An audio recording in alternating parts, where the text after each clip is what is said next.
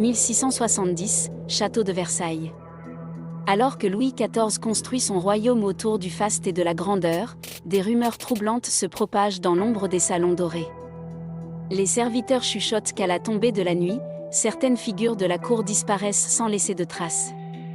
Parmi elles, le comte de Saint-Germain, un homme mystérieux connu pour son apparence immuable malgré les années.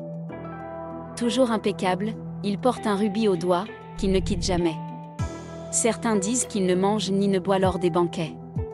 D'autres jurent l'avoir vu rôder dans les jardins à la lumière de la pleine lune, ses yeux rougeoyants dans l'obscurité. Une nuit, la favorite du roi, Madame de Montespan, fut retrouvée inconsciente, 2 petites marques au cou. Elle parlait d'un baiser glacial qui lui avait volé son souffle. Les médecins du roi conclurent à une maladie étrange, mais les domestiques savaient. Ils racontaient que le comte avait été vu s'éloignant rapidement du château cette nuit-là. Depuis, un parfum de peur flottait à Versailles. Des miroirs étaient recouverts de draps, et des crucifix apparaissaient dans les chambres des courtisans.